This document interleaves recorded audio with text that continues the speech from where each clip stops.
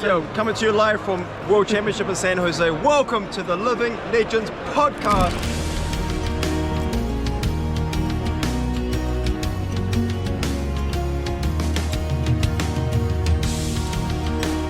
If there was like Ranger cards, you think they would have given you a Ranger card, right? Instead of a light card. So. Yeah, but maybe it's like the forces of light include the Ranger in it. Oh no, I'm just like copium. All right, it's probably just going to be some sort of light card, obviously, but I'm still supplementary set. Things have to be supported, or do they not? That's the interesting. I don't think so, because James said that this is like this supplementary set is not like the other ones. So like I think they could just do whatever the hell they want, and I think that's exactly what they're doing. I think it's a really lore relevant supplementary set. So I think they just put all that stuff in. So it's I am recording now, by the way, so we can keep this in. But it's an interesting precedent if it is primarily light and shadow, because does that mean in the future we're going to get like a primarily elemental and like draconic, set that has support for those two things, right? Yeah, or like region, region / talent support, but it's in supplementary form. Like you could go to the Savage Lands and explore whatever the talent is there, or go back to the pits and explore whatever the talent is or whatever it is there, etc. Rather than having to put everything in these supplementary sets, they're focusing on honing in on one part, which might be lore based or. Definitely, like at least a big portion of it is lore based, right? Because they've talked about this Monarch trilogy and how Dustildon is the second in the Monarch trilogy. The third, actually, they talked about in the IGN article. The third will be in 2025. Will be the final piece in the Monarch trilogy, and then they also talked about that in an interview that James did with 1-2 Juice. Shout out to 1-2 Juice; those guys are really cool. That James said that they have the lore planned out up until that point. I think he said like up until 2025 or something around there. If you remember exactly what it is, if it's 2027 or something, let me know in the comments. But 2025, bloody hell! And he said that it's gonna change things. But I mean, like obviously it's gonna change things because you're gonna have like a winner. But yeah, exactly. This obviously we're recording now, so welcome back to the Living Legends podcast, everybody. I'm your host for today. My name's Az from Goarin Gaming, and joined by my two favorite people in the game, Bill and Kel. How's it going? Hell yeah! Also my favorite people in the game. So yeah. I was kind of expecting you to say after Az said, "Oh, Bill and Kel," and you said "hell yeah." For some reason, my brain just auto-completed that to "hell yeah," and that's like the worst tagline ever. Oh no! oh no! Oh yeah. Thanks, I hate it. Yeah, fantastic. I love it. But a little peek behind the curtain. Today we're an hour early recording this, and I just have to say, Bill looks like Keanu Reeves today. It looks like he's going out somewhere tonight, so he looks splendid. No, you're just surprised because I recently took a shower. So. Oh, me too. Right, that's what it is. I would like to also point out for the audio only listeners out there that all three of us today are wearing plain black shirts. We also all have glasses and long hair to some degree. We're like, oh my god, we're like all matching. If we wanted to, wow. We can do the Living Legends podcast band, and like we're it's like we're going to like a photo shoot or something. Oh goodness me! Yeah, we're just gonna be pictured with our arms crossed like that. The best part about that is that I was talking to my partner Robin before, and I was like, should I put on like a collared shirt over this to make it look a little nicer? And I'm like, no, the studio's really hot today. I'm just gonna go with the plain black shirt. So it was actually like a conscious decision to do that. Which is funny. I actually didn't even realize that until you pointed it out. Yeah. Oh my goodness, it looks so funny. Yeah, that's really amusing. I've had to do a little screen capture for the people that might not be watching this. So go and check out our Twitter tags after we get to the end of this episode to go and see the absolute black t-shirts, long hair and glasses trio. Maybe there's even a Photoshop waiting for like a band profile picture or something with all of us three in it. We'll see. But yeah, so if you haven't guessed already, it's going to be quite a loose episode today. Because when you're hearing this, it's going to be Wednesday the 28th, I believe. Yes. Is it 28th? Which is the last podcast that we physically record and you listen to, which is before the spoiler season starts. So we're in this sort of lull period where there isn't much going on. People have already seen all the spoilers that have come out, all the promo cards and trailers and all that. And us as creators are still waiting to release our videos. And in some cases, all three of us included, still waiting to see the in cards. Yeah. Like to bury the lead a little bit. All three of us have got word that we will have spoiler cards. But we don't know what they are yet. For the most part, I think we have a little bit of hints as to what they are, and in some cases, not really a hint. Like I can say, like, and everyone has been posting on Twitter and stuff like, I've got a shadow card, I've got a light card. Well, I can tell you, welcome to the Monastery. I do have a shadow card. Yeah, we have also got confirmation that we have a shadow card. Hell yeah!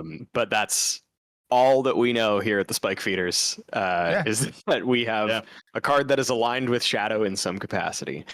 And I'm excited to see what it is, because obviously I'm a big fan of Chain, although I was kind of a winner on either side because I love Chain and I love Prism. So I feel that Shadow just kind of fits my vibe more, even though I'm a big fan of Prism. I just love her artwork, and I love her character, especially if she turns out to be evil. I will love her character even more if she turns out to be like to have like this switch that I think is going to happen. By the way, I think it's going to be the big reveal, not in this set, but in the third of the Monarch trilogy. We'll have the big reveal that I've been talking about, that the light is actually does not have the best interests of humanity in mind, and they're like more on subjugation rather than liberation.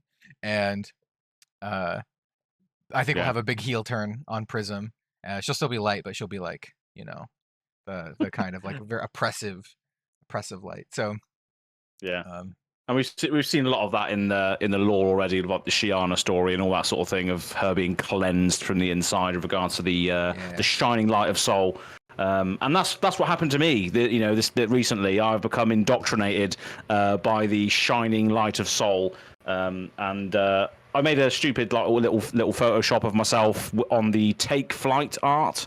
Which I think is absolutely awesome. The Take Flight art is awesome. It's like it's got this warrior with a shining light sword. It's not bolting, actually. It's just a normal bloke with a shining light sword, and it's got all this light just cleansing these demons in the foreground. And I just photoshopped my face on there with glowing yellow eyes, because I am in fact the only one out of three of us that's getting the light card of some description. So it's going to pray to your false god while you can, for the darkness comes for you. So we've got an internal conflict in the podcast tonight. It's 2 against 1, but here we go. But yeah, so I've got a light card, and obviously these two fellows have got shadow cards, which is going to be cool. Bill, I think obviously your last card was Cryptic Crossing, wasn't it? A Runeblade card. So maybe it's going to be another Runeblade thing, perhaps. That makes sense. Yeah, we had Cryptic Crossing for was that Dynasty? I think so. Yeah. Yes, it was for Dynasty. It was in Dynasty, and then we had was it it's one of the arrows for Outsiders. Yeah, we had Infecting Shot as our the good one. As our Outsiders card, which is a banger of a card, let me just say. Yeah. I've shot you multiple times with that in the ringer. Yeah, because it's who knew that a 1 for 7 was a good card. It's pretty good.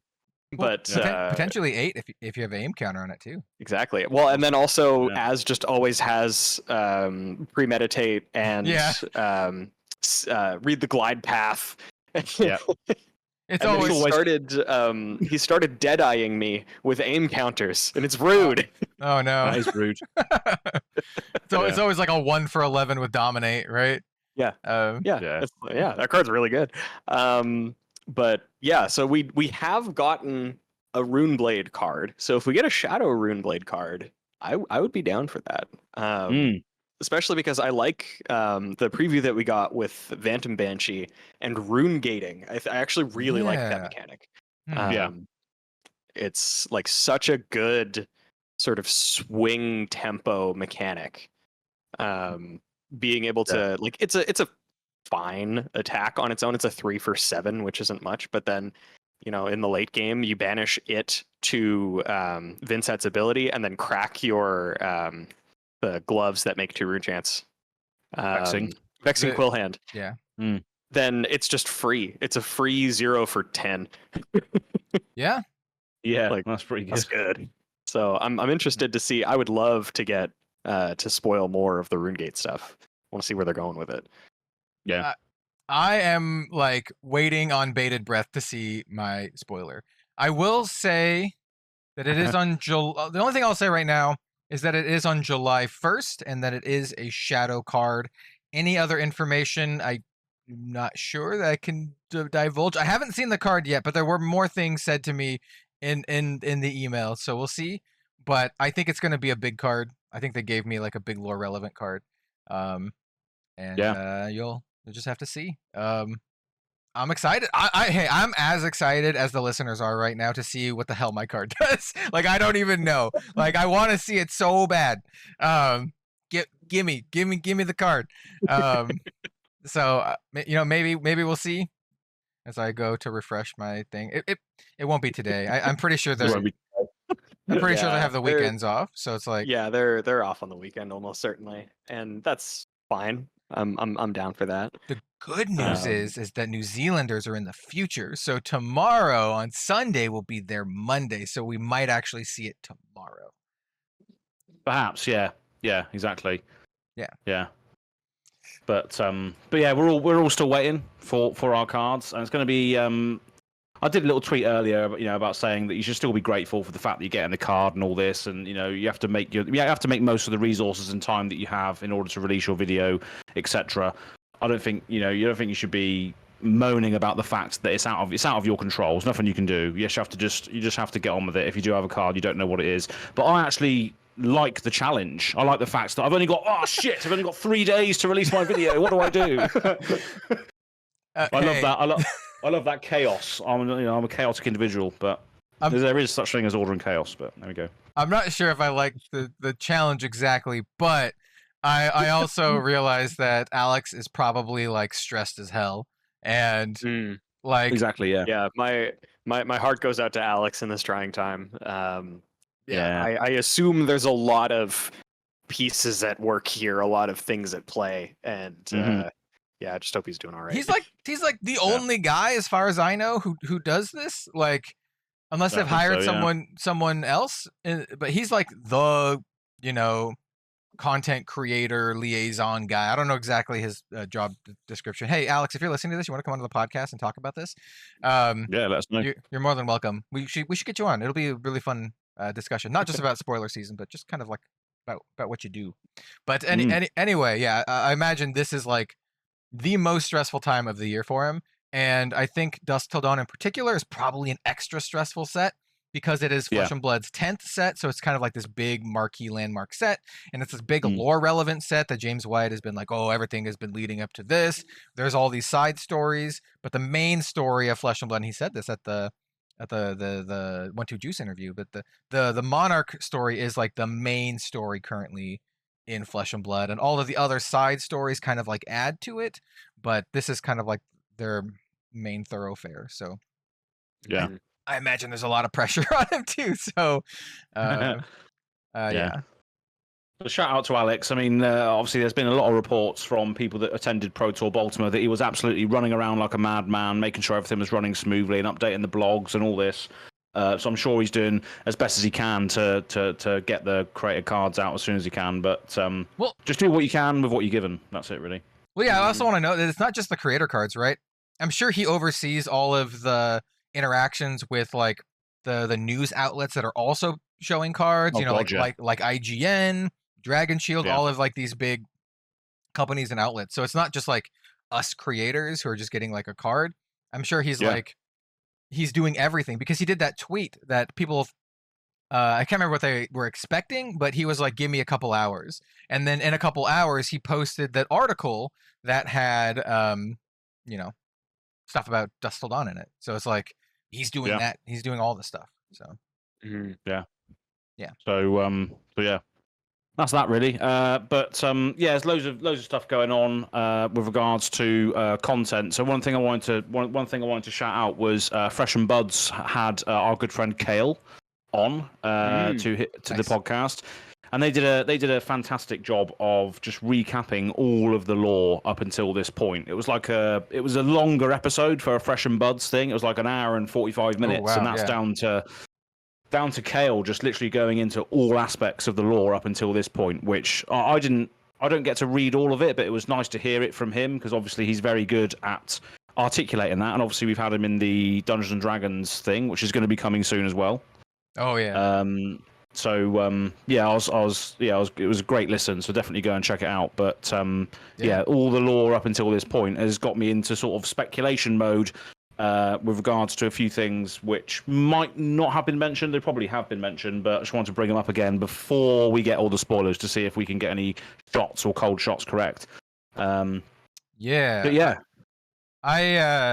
if you're listening out there and you watch my channel, I did like a lore recap video that was only like 15 minutes long. So if you liked that and you want a more in-depth one, go definitely check it out. I definitely did not spend an hour and 40 minutes. I spent like 15 minutes kind of going over the key beats and how like the characters from Aria like ended up in, well, they were supposed to end up at Everfest, but we kind of skipped that part. We never got the lore drop about them being in Everfest. And then supposedly they somehow met up with Bravo at Everfest, and now they convinced him to go to Solana or whatever. But yeah. The one article I didn't actually read at the time, and it's quite an old one at the moment, is that Morlock Hill battle. I didn't actually read all. I didn't even read all of that until recently, because obviously there is an article. Yeah, there is an article which came out on the 16th of June, which was a Dusk Till Dawn lore recap. So obviously it gives you all the links to the stories and stuff. And the Morlock Hill one just blew my mind, because obviously Dorinthia goes like Super Saiyan in it, and I'm just like, what the hell? This is something I've talked about. So Morlock Hill, cool things that happen. Spoilers, by the way. Minerva Temnis dies or gets pulled. I don't remember exactly. She either dies or gets pulled into Arathiel. One of those two. Either way, she's gone. Dorinthia has like this sudden burst of light power, and she just radiates like light energy out, and her Dawnblade glows, and like she basically turns Super Saiyan. There's a big image of it. And then number 3, the person she's fighting is a necromancer. 1,000,000% a necromancer. 100% necromancer confirmed. And so, like, if you're interested in necromancer, if you're interested in Dori becoming a light warrior, or maybe even a light rune blade, I don't know. We'll have to see. And the like, just kind of like the lore ramifications. Definitely check it out. She basically runs the necromancer through with Dawnblade, but they just go back into a portal and disappear. So whoever the necromancer is, they just go away. So they're still alive. The rift essentially closes, doesn't it? And they seal that rift, and then until obviously there's a brief moment of respite between her and Bolton as well, and she's like reciting that all of her battalion have been eaten and all this sort of stuff. Yeah. And then there's a picture of at the bottom of that article as well, which got me speculating as well. But I didn't realise in hindsight that this is what was going to happen. Because if you look at this, you probably won't be able to flash it up on the video version. But obviously, there's Bolton in there with Dorinthia. But in the background, the shadowy figures, you've got Prism and Shiana on the right, but also these other 2 figures in the background. It might just be generic person in the background. Like you've obviously got like a knight-looking character, and then another short-haired looking character as well. They might just be just random characters, Knight and someone else in the background there, just to fill it out. But you got Shiana and Prism in that art as well, which I thought was a nice little bit of foreshadowing to what was to come. But at the time, we didn't have a clue when this was released. But obviously, you got Shiana and Prism in that art there. So behind them.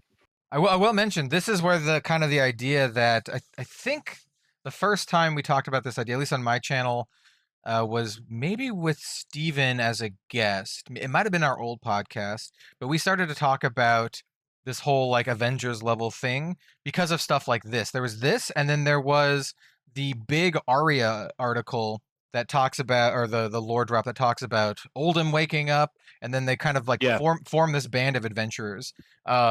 And they are going out to seek allies to fight the old ones, and we talked about how like they're seeking allies to fight the old ones. Dorinthia and the people in Solana are seeking allies to fight the monastery, which is kind of funny because Soul is an Aesir, which was what they're trying to fight, but they don't know this.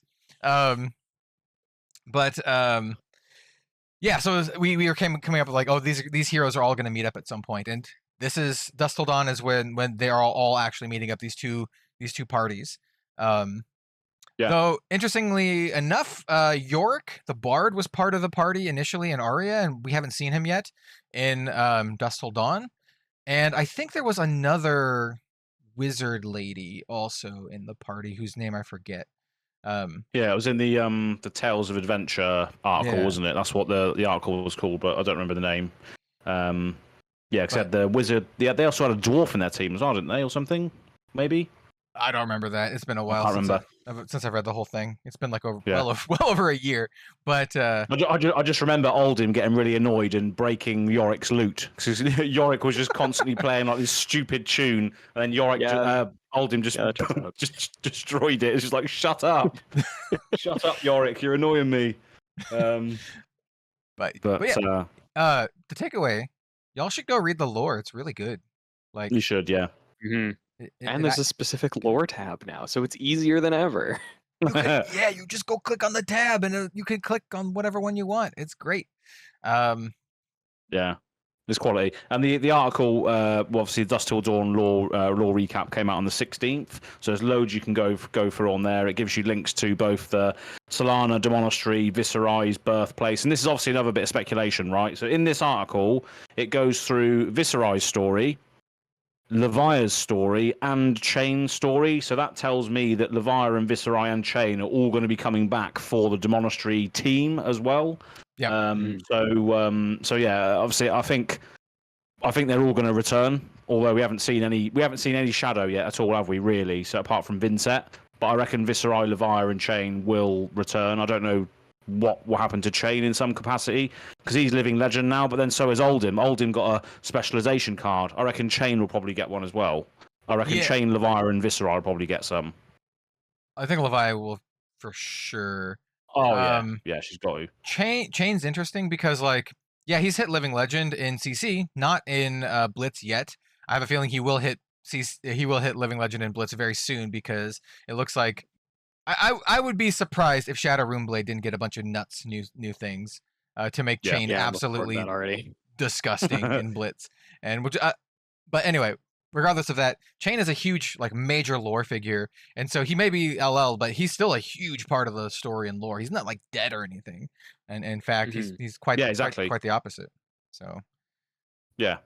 So I think they're still going to be hanging around and fighting in the lore to a certain degree. And again. Yeah, what were you going to say? I just want to point out one thing in the lore too. You mentioned Viserai.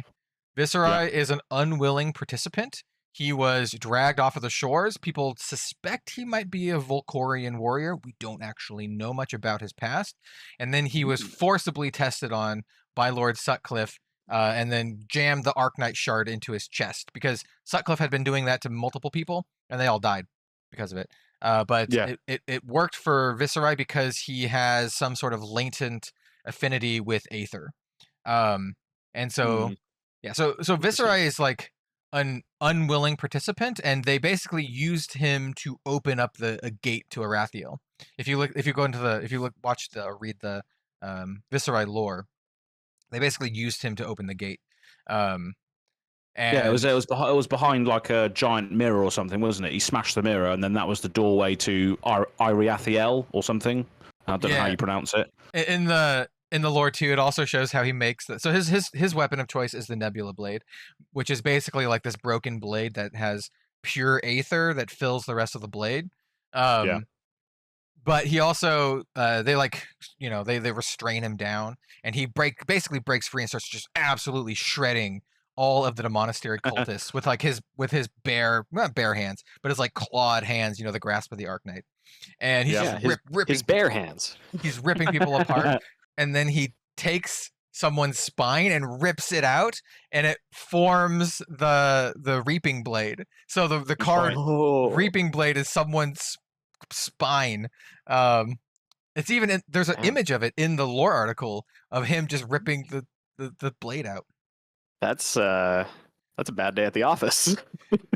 Yeah, well, it's a bad day at the office for that cultist. Oh, I think one of the last things, or one of the things that I took away from that was like, it was something like no more masters or something like that. It was one of the key parts, and I believe it was either at this time or around that time that Lord Sutcliffe dies. That's why you have the card that's Sutcliffe's head. Yeah. I guess he's not dead. He's just decapitated. Like for all our magic friends, like Urza. Urza was just a head for a while. Yeah. Also kind of a dick. So there's a good parallel, actually. But lore's good. Go read the lore, man. It's great. It is awesome. There's some cool stuff that I think people are just like, a lot of people are really hyper focused on the competitive aspect, and you don't realize how awesome the lore is. Like, it's so rad. It is, yeah. And there's a lot to latch onto in this game. Exactly. And it's one of those things as well, like if you go into the lore, you can sort of pick apart what actually might happen with regards to certain things. And so another thing I picked out, which might not have been mentioned before, is the fact that Sir Bolton is empowered by the Blessing of Bologna, which is the new angel that was released recently, which is the War Tune Herald. And obviously, if you look at Bologna's card, it's just a light card. It's not a light illusionist card. Yep. So my speculation is that Bolton's specialization, which has not been revealed yet, everybody else got one. The reason why it hasn't been revealed yet is because Bolton's going to be able to search his deck for a Figment and awaken it, which is going to be the only angel in his deck which he could be able to do that with, is probably Bologna. So I reckon he's going to be able to search his deck for a Figment, which is it's only going to be Bologna, and then awaken it so he can get the Archangel of what he's empowered by, because he's empowered by Bologna, and there's loads of articles in the lore which say this. So I reckon that's probably going to be something like that for his specialization, which we haven't seen yet for obvious reasons. That. I mean, that seems totally reasonable. I don't have a reason to say no, so like, yeah, sure. Why the hell not, man? Well, that's my cold shot for the obviously when people are hearing this, we've got 2 days left before the light spoilers will hit us. So that's my cold shot, and I can't say that I don't have that card because I haven't seen it yet. So it is just a random speculation, as we call it. Speculation. But yeah, I don't know. So here's mine, and this is one that I've had for a little while, and I might have mentioned it in a video or not. I don't remember. But mine is, you have all these angels. I think we're gonna get a bunch of demons. Like we've had two big demons before, and there was a word for that in the lore article. I don't remember what they're exactly called. Embra. Embras. Yeah. So which is an interesting word because it's very similar to like Umbra, which is like the dark side of. Anyway, etymology and stuff. But I think we're gonna get like a bunch of demons, or at least a couple demons, right? We've had. Yeah. Blasphemeth, we've had Ursur. We know about Nazareth in the lore because they mentioned that Nazareth is Vincet's Embra. Oh. Yeah. So Nazareth, the Soul Harbour? Soul Harbor? I don't remember. Harrower. I think. Harrower. I only know all this terminology because I've listened to the Fresh and Buds thing, and I've read all the lore, for this episode. That's the only reason why I know everything. Wow, you came prepared. I came prepared today because I'm trying to do a podcast with little to no content. Oh, we got lots of Dust Till Dawn content. Hold on, let me find exactly. But, Ursa Soul Reaper, Blasmafet the Soul Harvester, and then wait, I went past it. Then the Soul Harrower, I believe, is what she's or it's called. I'm not sure. I think it's a Harrower. Chain Levia. Oh yeah, you're right. It is the Soul Harrower. The Soul Harrower. It's a weird word. Yeah, Vincent lured into the shadows by the longings of Nazareth the Soul Harrower, and so many more, led by visions and nightmares to the gates of the monastery and the beshadowed Embra domains of Erathiel beyond. So, we have this just is word association basically on my part. We have figments. We know that figments exist. We don't know what they do, but we have figments. What if there's a Runeblade equivalent? Because you just mentioned nightmares, and there was another word, but nightmare is the one that I latched onto. It said visions and nightmares to the gates of the monastery, to the beshadowed Embra. All I'm saying. Yeah. The next line is one of the lines that I really want to harp on, and this is why I'm like, I don't know if I'd say I'm all team to monastery, because they definitely kill a lot of people, but it says seeing soul as their opposition to true freedom in Wraith, the denizens of the monastery have launched previous attacks against Solana, and then it goes to blah blah blah blah. So it's like they firmly believe that soul is basically like enslaving humanity, or seeks to enslave humanity. I have such a weird equivalency to draw here. Yeah. There is an anime that I'm currently watching that basically has that as a plot line, where the main character is actually a necromancer who wants to live a peaceful life, but because there's this order of like holy and high heaven people that see him just being a necromancer, they assume that he's like evil, even though all he's trying to do is help out children to make sure they don't die prematurely or whatever. It's called Dead Mount Death Play. I've never heard of this. What? Yeah, is it really good. But yeah, it's basically taking that concept of like the shadow people are the bad guy and the light people are the good guy, and flipping that right on it's head, kind of like what you're mentioning there. Yeah. But for anybody who's listening that's heard of Dead Mount Death Play, yeah, it's pretty solid. So, like, I gotta know, Bill, is it an isekai?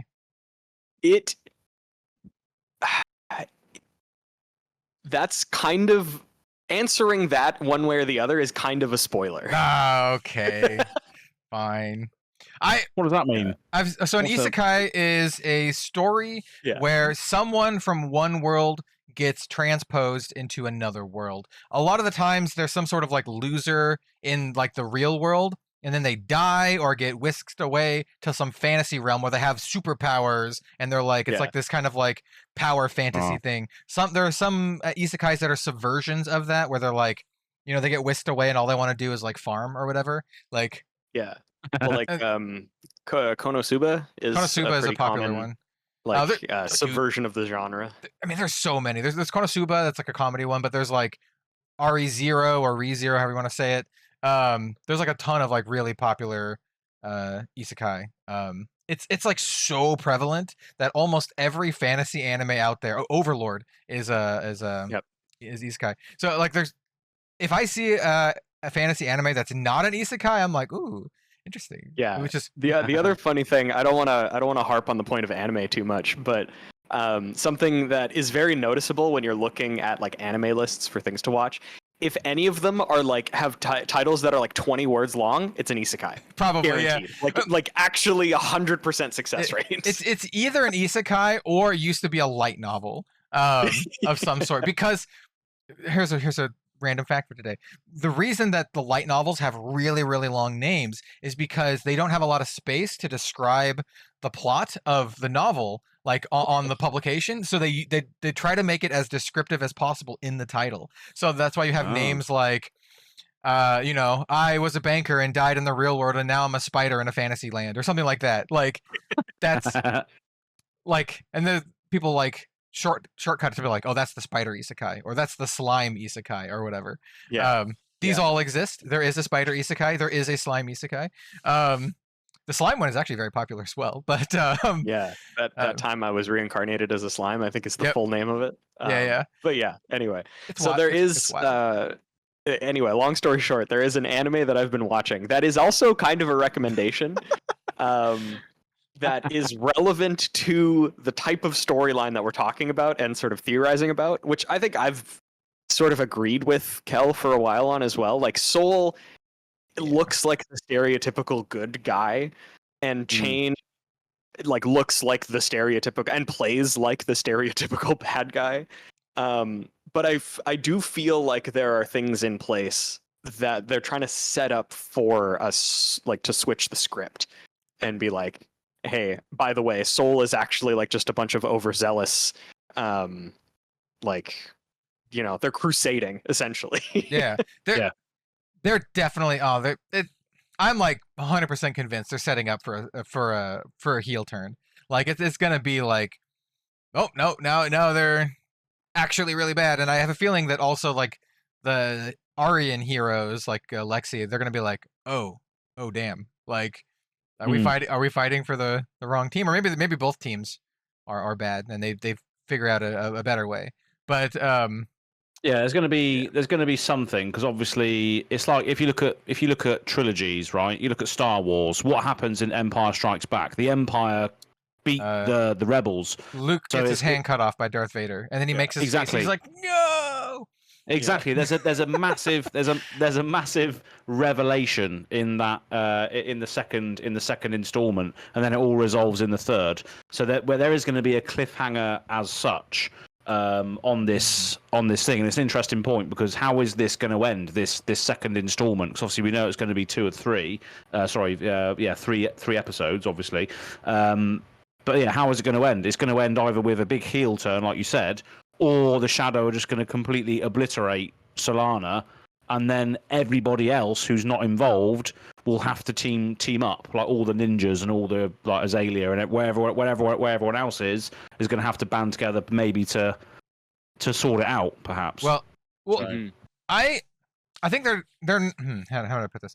I don't think they're setting up the monastery to be the bad guys. Like currently they look like the bad guys, but I don't think they're the big bad guys. I think they're setting up the Aesir to be the big bad guys. Those are the big world-ending threats, and that's what the monastery is trying to stop. They're trying to stop the Aesir from like basically controlling humanity, because they're like this, you know, I don't want to say ungodly. They're kind of like godly figures, but they're this otherworldly threat that is like so strong that Lovecraftian. Yeah. Almost. Yeah. Like they're like the towering figures that are like skyscraper, you know, height, that you just can't fathom actually fighting. You know, you can't see Dorinthia run up and like start slashing the dude's like the Aesir's toe or something, unless you have like you know, a Kratos moment where Kratos is just like climbing up Atlas, you know, just slashing at his nostrils. She's just got 2 Dawn Blades, one in either hand. Dawn Blade and Dusk Blade, and now she's a light shadow. She's light and shadow, and she's like going up it. Oh, that'd be sick. By the way, I just called it light shadow for episode 3 of the Monarch trilogy. We're gonna have light shadow mix. Light shadow cards, random Twilight cards. Twilight cards. Twilight cards. Wow. That's my shot in the dark. We'll see. Yeah. You heard where it here. Every card is in foil because they want to be a glittering vampire. You heard it here first. There's not enough vampires in Flesh and Blood, by the way. But anyway, well, I want. That's cold shot number 3. Vampires next. I actually want to see vampires in the Savage Lands. That's another thing. I want to see vampires in Savage Lands, and having to be like these primal beast vampires. Anyway, here, my other lore bit before I move on is here's what I'm going to suspect, and I have no idea. Once again, I have not seen my spoiler card. I have no idea, but all I know is that my spoiler card is on July 1st, right? I think that a monastery, from the timing of the spoilers, if they're following a narrative arc, it feels like all of the light cards are being spoiled first. And if all of the shadow cards are being spoiled second, that kind of gives me a hint that the shadow might win this fight for the second for Dusk Till Dawn. It's called Dusk Till Dawn, and you're like, oh, the light just has to wait out the night until the dawn arises. But I have a feeling that the shadow might win, just based on when spoilers are. That's just that could be. Yeah, well, that could be it. It could be the end of it. Is, you know, when they do the thing, when whatever happens, that's when the cliffhanger will happen in the lore, and then obviously everyone's like, oh, what's going to happen next? Do we need more allies? Do we need to do this? Do we need to find Riptide because he's a beast? Okay, unless here's my other thing. Unless that's what starts to happen, and then Prism actually beckons Soul into the world, because her adult card is called Prism. Isn't it like Prism Beckoner of Soul or Summoner of Soul or something like that? We actually know what her adult card is called, and it is something like that. Awakener of Soul, isn't it? Yeah, Awakener of Soul. And so maybe the final thing is that Prism summons Soul down to destroy the monastery forces, but now Soul is in the world. Yeah, that would be a cool narrative beat, to be like, okay, well, I'm gonna call down my deity, my god, and then the god like arrives into the world and is just like, no, I'm just gonna destroy everything. Like, who are you? Screw you all, yeah, absolutely. So, and everyone would be really cool. Everyone's just there on the battlefield, like, well, there is Soul, but obviously it's not a good thing. I just got a little bit of goosebumps thinking about it, man. Like, just imagine just like Soul coming down and just like immediately like crushing the monastery forces, but then Soul's like looks at everyone else and they're like, and it's just like, kneel, you know, it's like, like, I own you now, like kind of thing. Yeah, calls for total subjugation. Like, Ooh, interesting. What have we done? I'm so excited. I want to see the lore. And then give me my card. Give me our cards, yes, please. We want to play the game too, not just speculate about it. And then Riptide has to go to the abyssal depths and summon Cthulhu, and then we have an absolute crossover event. You joke, but there is a sleeping old one of chaos underneath the pits. Absolutely, yeah. Riptide goes down there. The Aesir of chaos is underneath the pits. Yeah. I would love, again, if there was like a story beat of like, oh man, guys, we're being overwhelmed by the forces, and then Dorinthia turns around and calls out, who has living legend points? And then Riptide is like, ooh, baby. Quick, get all the living legends. And like Starvo shows up. It's not Bravo, it's specifically Starvo. And then like Oldham and Briar's kind of in the background because she's not quite living legend yet, but she's real close. She's like, I'm here, guys. It's like Chain Prism. And little do we know, in that set, us three turn up as well as living legends to fight. We're there. The Aesir. We're just there. Yep. Please include our likenesses on cards for the final set. Oh my god! I won't even ask for royalties. I'll just ask for a free version of the card. That would be insane. Yeah. That would be insane, actually.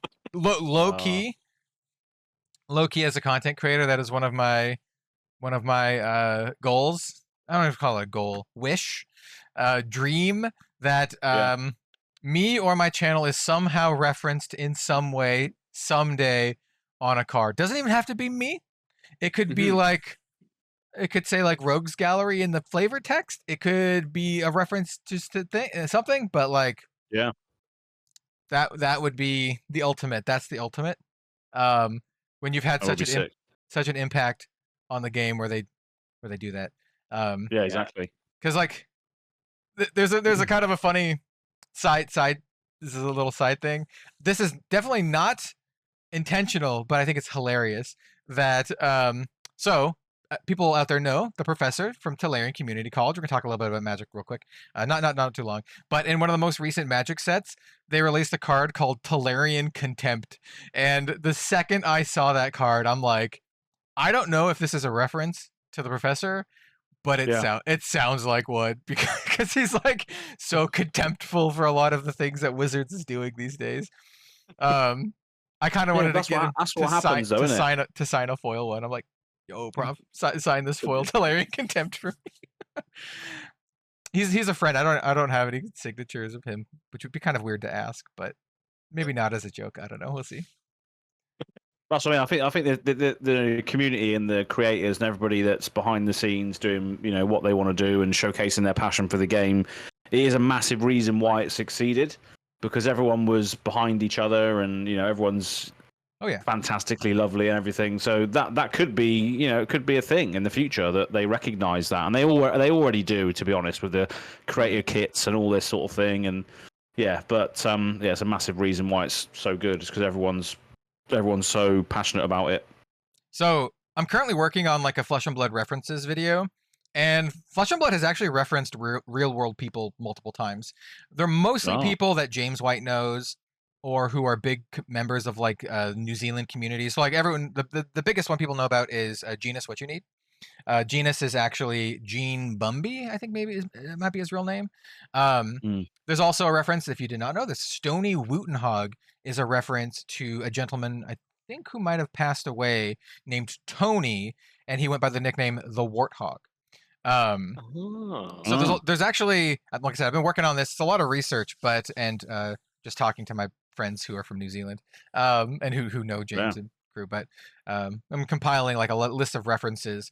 There's like, I'm not sure yet if I'm going to include all the Magic references, because there's like so many names that are the same names as Magic cards, and I can't tell if some of them are references and some of them are just coincidences. Some of them are definitely references, but some of them are just like, I don't know. We'll see. But I definitely know there's 100% references to both wrestling and other card games that aren't Magic, like Universes or the Universal Fighting System or whatever it's called. I don't know. There's like 2 games that sound like that, but anyway. But yeah, I mean, that's all I had on the docket, essentially, just speculation and everything. Speculation, that's one of the words that we've made up here on the podcast in the last year, I might add. It's been a year or so. Crazy times. It's when you speculate on specializations.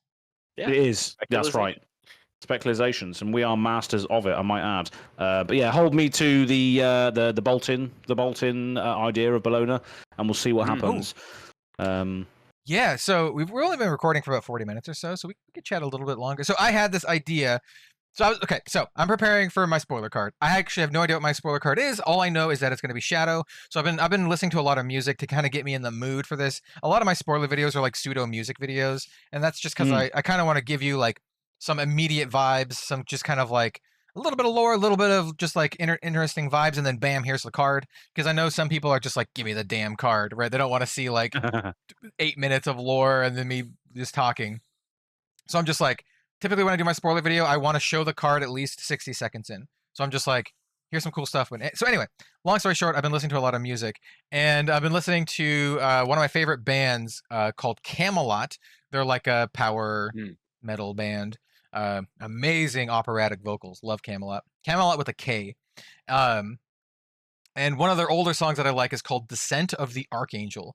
And it's not what you think. Maybe if you're religious, you might understand that immediate reference. I'm not a religious person, but I love the vibes of the song. The song is about Satan, basically, because he is the archangel that descended or that fell from grace. And the song is so metal. It's so awesome. he's like talking about like he's like speak my friend. Oh, what does that go? I don't remember how it goes, but he's like I'd come disguised in angel wings in white. Like he's talking about like he's like, I can make your dreams come true. Anyway, so like it's an awesome song. It's so metal. Vocals are great. It had me thinking, wouldn't it be awesome if Flesh and Blood had some parallel between that? Like one of the angels falls from grace, and so you have like this shadow angel. Like this, Ursur's kind of got like these shadowy angel wings, but I'm talking about like a straight up one of the heralds is like they fall from grace, maybe even like like the main herald, like herald of erudition, and like she falls and she becomes like a shadow angel. That would be so rad. That would be really. Well, there is a playmat, isn't there, of like I don't know what the card is or can't remember what it is, but it's like a figure with angel wings. It's not a demon though. It's like almost like wearing like a cleric-y outfit. So yeah, the playmat.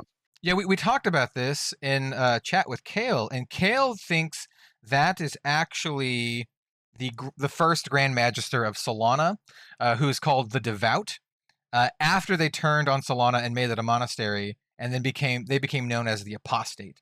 So the card is called Requiem of the Damned. We don't know what the card does yet. We've only seen the playmat art, and Kale, and I think Kale's right too on this. I think that's actually the Apostate.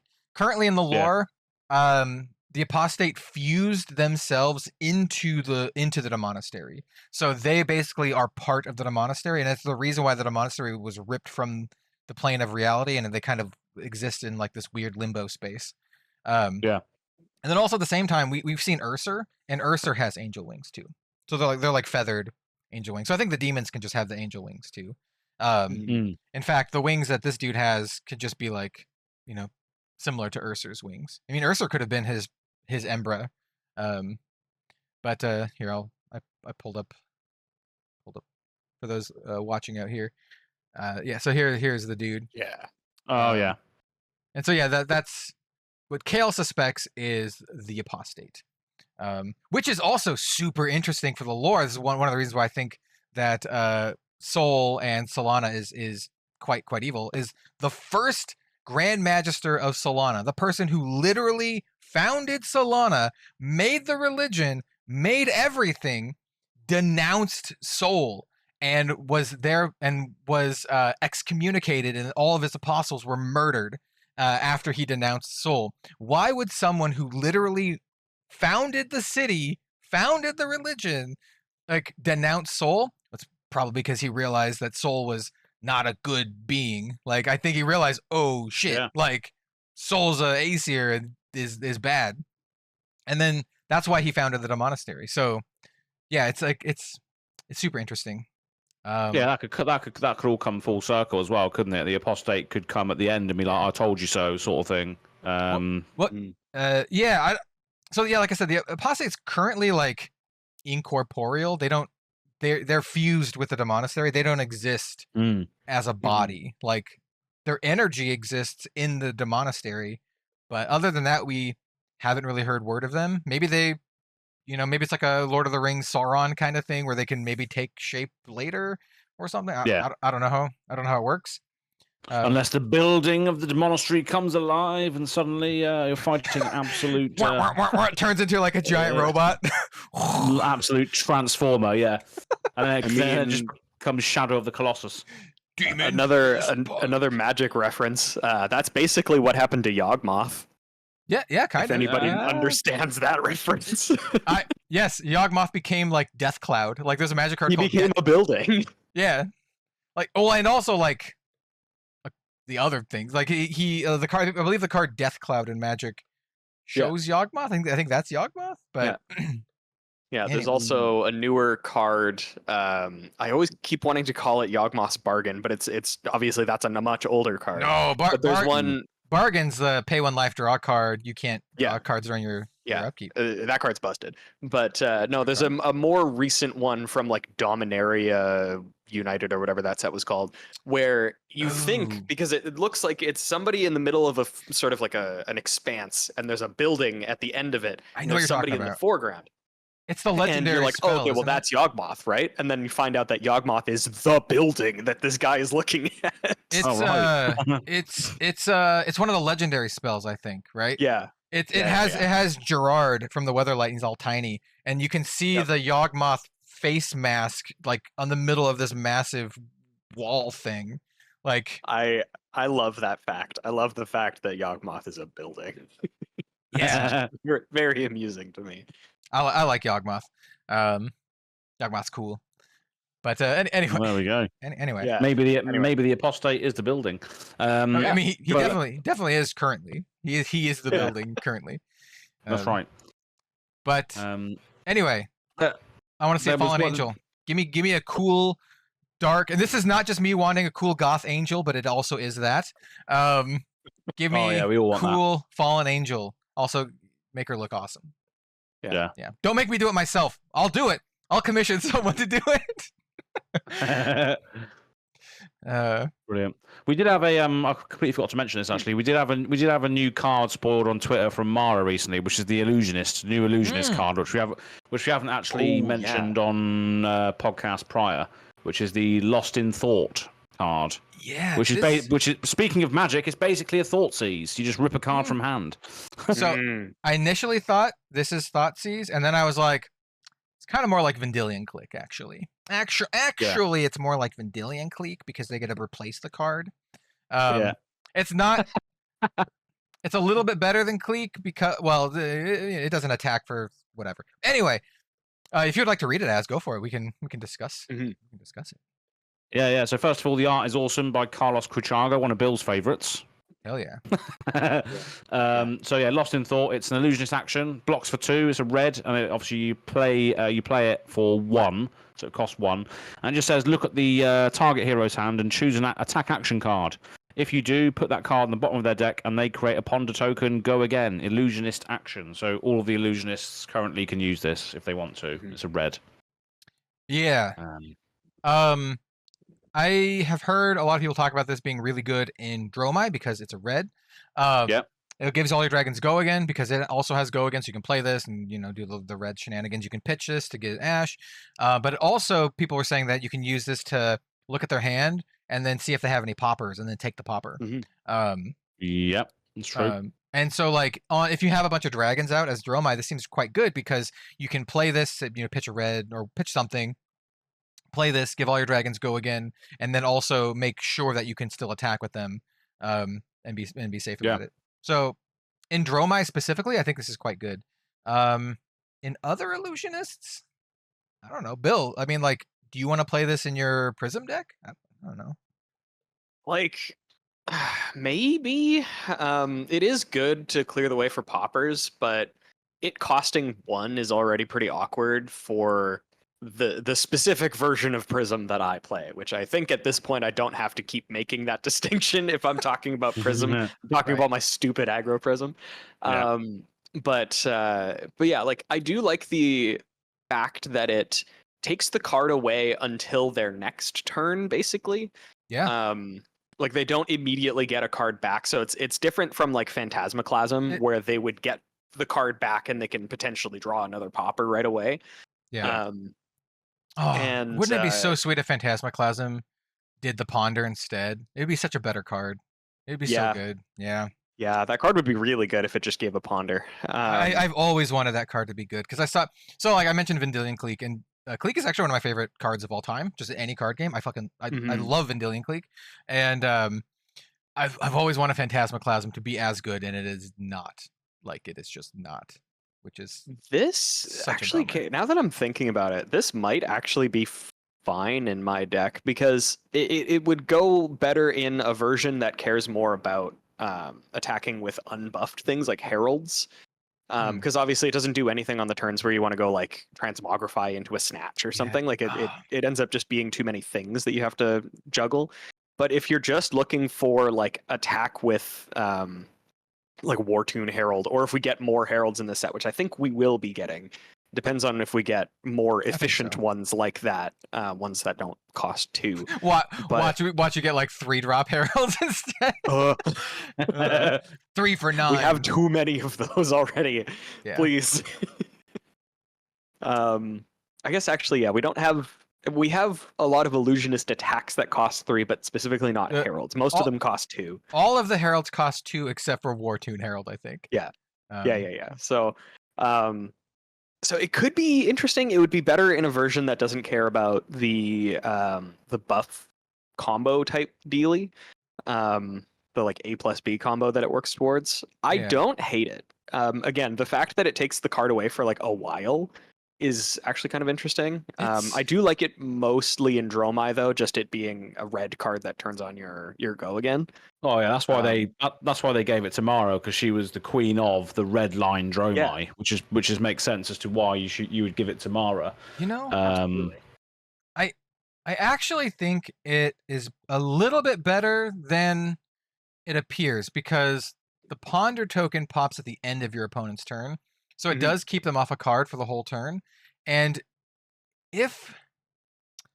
so here's the thing, like they don't actually. So if they are going to arsenal a different card anyway, so like say if they keep one card in their hand and they want to arsenal that, all it does then is it gives them the option to arsenal a different card. Like it doesn't actually replace the card unless they use their entire hand. You know what I'm saying? Yeah. And if it's interesting. This type of hand interaction and just the knowledge that you get from it is something that should not be discounted, especially in Flesh and Blood. What? Because if you're able to anticipate what sort of line your opponent is going to go for on their turn, in addition to clearing away a thing that might interact with you on yours, like I know a lot of people have been saying that it doesn't feel like a super impactful card, but like any amount of hand interaction, especially targeted hand interaction, is like pretty strong. Yeah, if you get the so I was just going to say, yeah, if you know what's in their hand as well, it makes your turn and the sort of adding up the value of what your cards could potentially do just a lot easier to sort of build, like sort of tackle the puzzle that's in front of you. So if you've got that information, I think information revealing is very powerful in some cases, as you were about to say. So it's also like being able to anticipate what is going to happen and play accordingly. Is worth something for sure. Yeah, it's also really interesting with people who play with like the codices and stuff that does ponder anyway. It like having additional ponder tokens is like fine, but like, you know, it's like diminished like the more you have. All it really does is give you options instead of giving you additional value. I mean, like, and the options aren't like super relevant unless the card you're arsenaling cares about being in the arsenal or is like a defense reaction, because like if you have two cards and you're deciding which one to go in the arsenal and which one to keep in your hand, like the only considerations are like, you know, do I want to pitch the card, do I want to block with the card, or is it better from arsenal? It's not like it's not like it gives you an extra card to play with. You still have the same number of cards to play with. Like any ponder beyond one, you still get the same number of cards. You still got the 4-card hand. You still have the 1 card in arsenal. You just get to pick a better card to be in your arsenal. So I don't know. It costs 1. It blocks for 2 though. Too. It costs 1 and blocks for 2. Yeah. I wish it cost 0. Maybe that's too degenerate. But like, I'm like, oh, I wish it just cost 0, man. I mean, 0 cost red go again. That is also like hand interaction. I think is pretty strong for Dromai. I actually do think it's much more annoying than it looks. I think when people play against it, it's going to be super annoying because it literally does rip a card out of their hand for a whole turn. Like, they don't get it back until the end. It also impacts their ability to hit you back immediately. That is relevant. Like, that is relevant. I think another way to think about this is in context of like the codices, right? Because the codices also rip cards out of your opponent's hand, and people see how strong that effect is, right? Just making them discard a card or put a card from their hand into their arsenal or whatever. Like it's a good effect. This one, you don't get all the other cool stuff that codices give you, and maybe that's a good way to think about it, because like a codex gives you a ponder, gives them a different token, and then also takes a card out of their hand. Where this one, you get to pick the card that comes out of their hand, and then you give them a little buff, and also the codices are 0 cost. That's just making me think how pushed the codices are. They're really good. Oh my god, they're really good. They're so good. Like, because think about the more I think about in terms of this card, I don't know. I think this card could have probably cost 0, but no, I would hate. Sorry, carry on. No, it's all good. I was especially because of your reaction to it. Yeah, I feel like this card does kind of hose Rangers quite a bit. Yep, you read my mind. Yeah, because especially how Take I've been my playing only against arrow. Az. Yeah, he usually has like one arrow and then a bunch of Yeah. buffs. Oh. And he's like, yeah, this hand is good. I can work with this. I know. Oh. That's why Shakedown and Surgical Extraction are such spicy cards against Ranger. It's just like, I'm gonna choose red because on Shakedown. I choose red all the time because you only run red arrows. So let me take a look at your hand and make you get rid of an arrow. Right. Yeah. Fine. Um, Absolutely savage.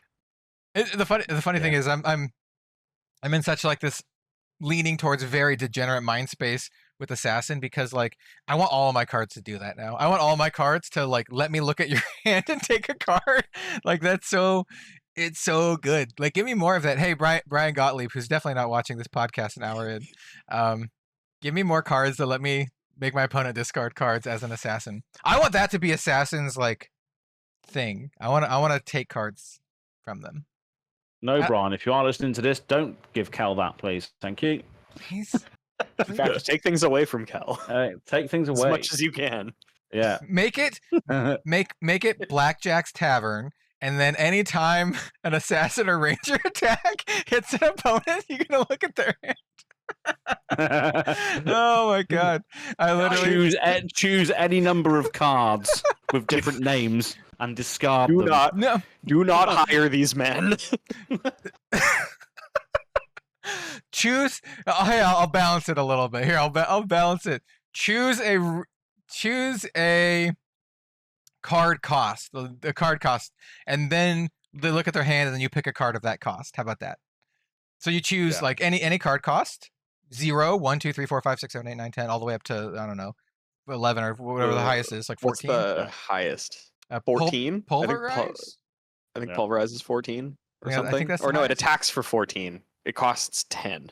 So anyway, choose that, and then like you get to pick the number. And so instead of the color strip, and then you get to do that. Actually, I think that effect is actually sweet. It's way worse than Shakedown because Shakedown just lets you pick a color, and so you're just like red, yellow, blue. So hey, free design space doesn't have to be on a landmark. It can just be on an attack. How about a 3 for 7 that does that? There you go. I'm slightly more on board with it being a 3 for 7. 3 for 7 on hit. Choose a card cost. Look at your opponent's hand, and then choose a card of that cost, and they have to discard it. Like that's like way harder to hit than it's way harder to hit than Shakedown. Or Shakedown is just like I pick red. Or if you're playing against Guardian, you pick blue. Yeah. But choose any number, then search the opponent's deck and banish all cards with that number. Oh, dude. Okay. Yeah. No. You're talking like what's it called in Magic? I think it's actually called Surgical Extraction in Magic, where you remove all copies of the card from their deck. Yeah, you banish a card from their graveyard for 2 life, and then you get to search their hand and library for any remaining copies of that card. You can tell Bill's a degenerate Magic player because he said for 2 life, and not that it is a Phyrexian black mana to play. He's just like, I'm not paying mana for this. I'm not paying mana. If you're listening, anybody in listener land, if you play Magic and you've played with the card Surgical Extraction, have you ever cast it for a black mana? Well, okay. No. I don't play a lot of Surgical Extraction, but I have actually cast the one that you get to look at your opponent's hand. It's what is it called? It's a Phyrexian blue. You look at your opponent's hand and you draw a card. Oh, Gitaxian Probe. I have actually paid for Gitaxian Probe. So that's wild. That's the craziest thing I've ever learned about you. Yeah. Hey, it used to be mana for Gitaxian Probe. Well, yeah, it was just a situation where I just had the mana and I didn't have any other use for it, so I just paid for it. I used to play. Yeah, I guess you might as well. I used to play Blue Black Reanimator in Legacy. Legacy Blue Black Reanimator. So good stuff, man. Blue Black Reanimator. You get just, back then, it was just it was either Iona or Gristlebrand. You just slam Grissy B or Iona. You just like you can turn 1 Entomb. So you go Lotus Petal, Swamp, and then entomb, and then reanimate whatever it is. And so you turn 1, you get your Gristlebrand or your Iona, and then you just force the will whatever if they do anything, you just force the will it. My favorite reanimator target still has to be Inkwell Leviathan, because it's just big and dumb. Hey, if you want to get like personal favorites, Akroma, Angel of Wrath is my favorite. Beautiful card. I have a foil Akroma in one of my commander decks that I still play with, even though she's not as good as other cards. She's beautiful. Anyway, Magic Corner. Enough about Magic again. Well, I mean, I think there is a little bit of thing we can. There's some things we can gain about talking about Magic for a little bit, because, Flesh and Blood doesn't exactly copy Magic design, but you can definitely tell that they're influenced by it, especially when people like James White and Brian Gottlieb are people who are making the cards. Like, there has to at least be a little bit of, even if it's not like super conscious design decisions, they have to be like subconsciously influenced by games that they've played before. And I know Brian Gottlieb and both, and James White as well, are heavily influenced by Magic because they played Magic forever. So I think talking about this stuff is like, there's a little bit of value here. Give me more Discord stuff. Yeah. Before we close off, we're gonna head to the mailbox for this week. So we do have a email address. That's the Living Legends Podcast at gmail.com. So email there with all your thoughts, comments, and questions. And this week's thoughts, comments, and questions come from Phil W. Phil W, thank you very much for your submission, and everybody else who's listening or watching this far in the future of the pod, definitely email us with any thoughts, comments, and questions. Phil Wright says, "Hello, Living Legends podcast crew. I heard the call for emails at the end of the last episode and thought I'd reach out. I'm pretty new to FAB and found your podcast while attempting to learn more about the game. You all do a great job highlighting the latest news and sharing speculations. Have you covered budget deck building in the past, or have any recommendations for content on the topic aside from Commoner? I will likely remain a casual player, but would like 1 or 2 decks for Blitz and CC each that can at least hold their own at my LGS. Are there any heroes that lend themselves better to this? Keep up the good work. Thanks, Phil." Keeper, CC, or Blitz decks. What are the recommendations for that? I would say Dash immediately in Blitz. Yes. Well, even in CC. Dash and CC as well. Yeah. Dash is not really that expensive of a deck. The only expensive piece that you would really find is Teklo Heart. Foundry Heart, but it's not even like a necessary thing if you're just going full boost. And like it makes like your $50 deck into like a $150 deck. So it's like it's not even that much. It is probably the most expensive part of a not very expensive deck overall. And Teklo Heart also like is a card currently that I think will see a huge price spike once we finally go to metrics. Like once we finally get the Mechanologist set, like it's a card that's going to be way more expensive in the future. So like if you want to do Dash, that's a good option. Steven Diamorata just did a video about that. Like a budget well, not even budget, just like a CC Dash list that is like cheap. Well, there's a bit of content you can go check out, Phil, for that. Was you gonna say something, Bill, as well? I'm just trying to think of other heroes that are really good to a budget stuff.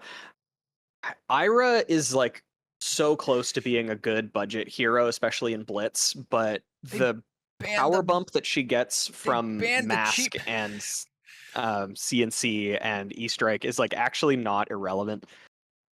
Like the Mask is the big one. Like I think you can get, I think you can get out of not using E-Strike and CNC, but like Mask of Momentum is huge. And correct me if I'm wrong. Did they ban Mask of the Pouncing Lynx in Blitz? In Blitz, they certainly did. Thank you for that, Phi. That's the biggest bummer, because if they didn't ban Mask of the Pouncing Lynx, you would have a legit like tier 1 banger Blitz deck. That was like super cheap, probably like less than $50 if you didn't put in E-Strikes. Like like all the equipment is like common or majestic. and all the Majestics in the deck are like super cheap because like no one Ancestral Empowerment is like a $3 card or whatever. Yeah, it used to be like $10+ card, but yeah, now it's like $3. Ninja's not on vogue right now. Yeah, there's. I would also probably say Dorinthia is a good budget option. I think that deck can really hold its own, and the pieces aren't expensive. So you don't even really like need Braveforge bracers. Like it's just kind of a nice to have. It just gives you an additional 2 life, basically. Just run the other one. The gold gauntlets. I can't remember the name of the called. Yeah, run those. Yeah, Gallantry Gold is totally fine. You don't even need like Courage of Bladehold. Like that's for more of a like. Oh, Courage is like $10. Like it's a cheap. Yeah, if you wanted to spring for it, then like sure, but like I think you could even just get away with anything else. Really. Oh, you could. Your equipment set is super cheap. Like you can do the helmet, like Helm of Deadeye, Sharp Eye, yeah. Yeah, even like a cold foil of that is like $1. Yeah. Like it's Helm of Sharp Eye, Gallantry Gold, the Courage of Bladehold, and then your Braveforge or your boots, Refraction Bolters. Yeah. It's like $15 equipment loadout. Like you're good to go. You don't even need 2/3 of it is just the chest piece. And like the thing is like, and then the deck itself is not expensive. Like they're quote budget options, but they're not actually like budget options. I think there's arguments to be had that like Gallantry Gold or not Braveforge bracers, the Courage of Bladehold is like, you know, you can argue that it's better than Tunic and Blitz, right? Like, I think you very infrequently get a second resource out of Tunic in Blitz, which also leads me to say if you don't want to get Courage of Bladehold, like again, if we're looking for like ultra budget, Blossom of Spring is a great chest piece in Blitz in my opinion. I actually really like Blossom of Spring. I'm actually a major fan of Vest of the First Fist. I think Vest of the First Fist is like in Dash it's very good as well. Vest is very good in Dash.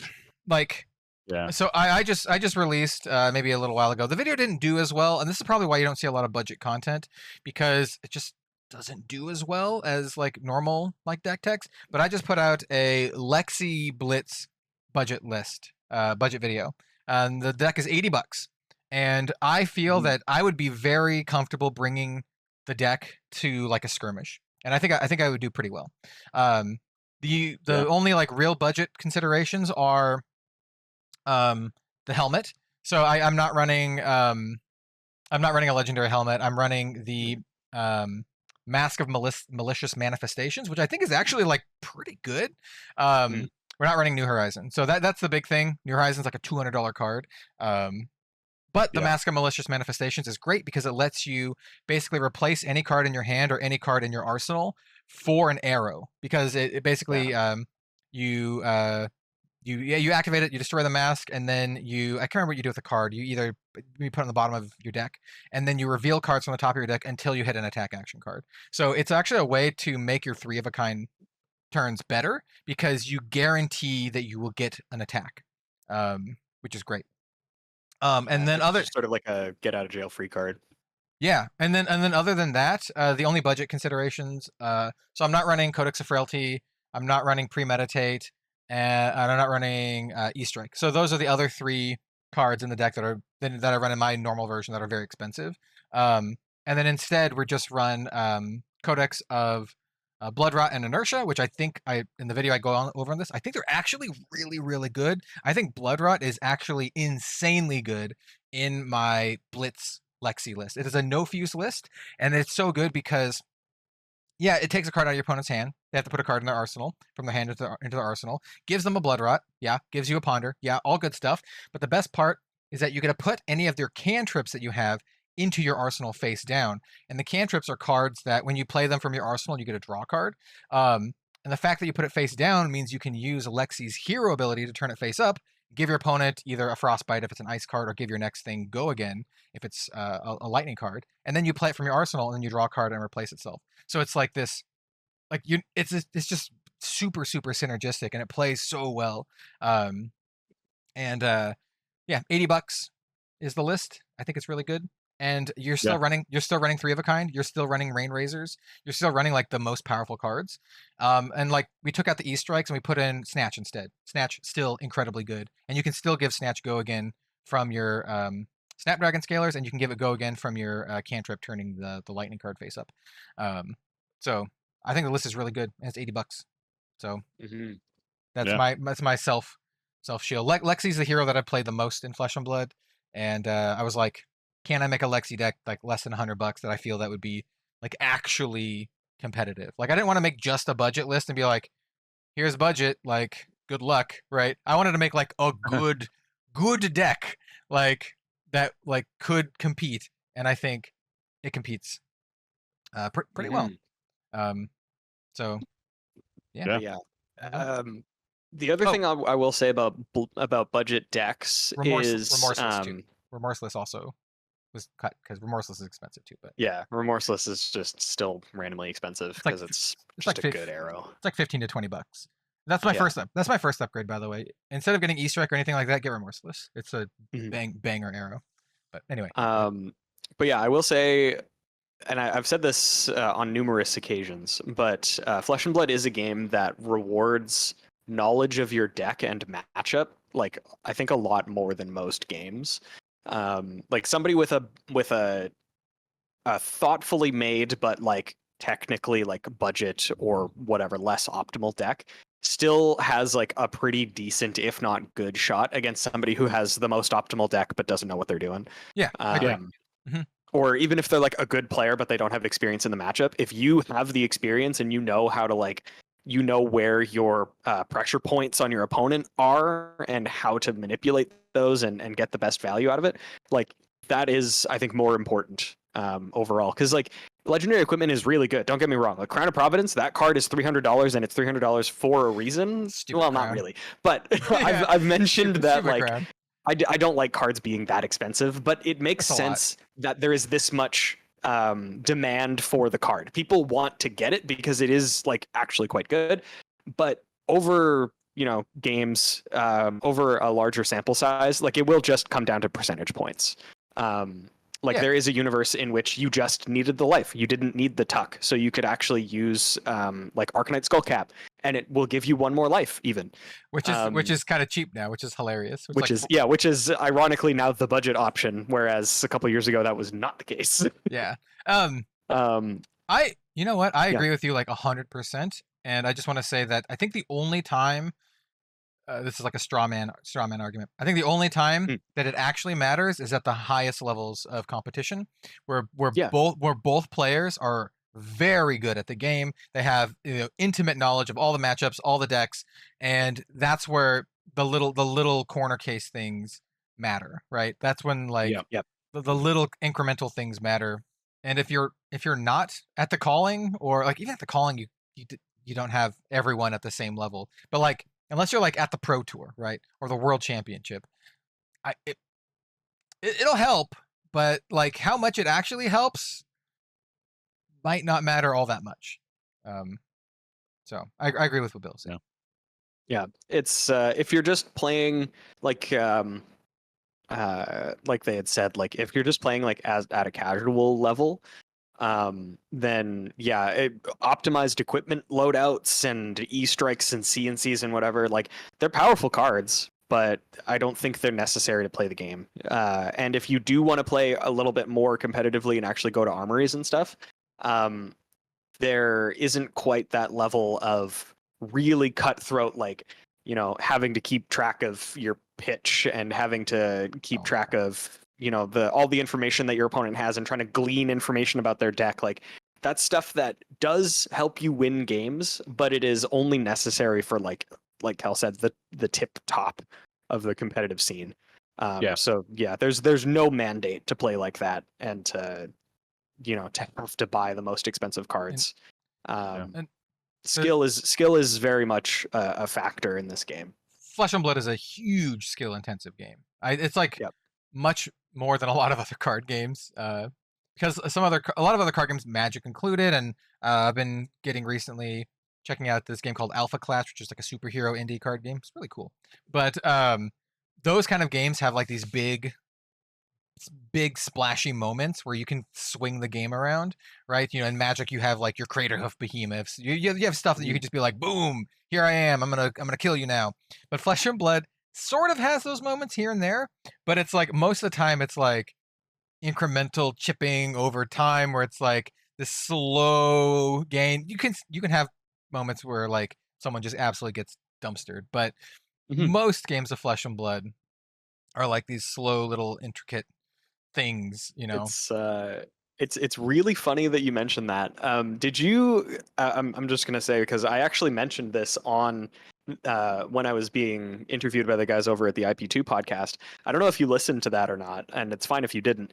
Not but that was one of the things that Felix had brought up. That was like, overall, the player base just seems a lot more mature on average in terms of like emotional maturity and being able to deal with stuff than players in like, but like, at least personally for me, that rings true. Like I've played in Yu-Gi-Oh events, I've played in Magic events, and people can be like, it's compared to that. That is the comparison. I agree. I agree with that. Yeah. Yes, as someone that is the comparison that we were drawing. I have played competitive Magic and Yu-Gi-Oh ever since I was like middle school. I played both, and I've seen the gambit of everything. I have beaten people in Magic where they literally cried. Like, and I'm just like, sorry, like, I'm not gonna concede. You lost, like, I beat you, so It was actually at Super Series. It was actually at like an event that mattered. Yeah, the person I played against was around my age, and I must have been like 11 or something at the time. But just like, and like, I'm just like, that's such a. He was so upset too because I was playing this weird ass rogue deck, and of course he did.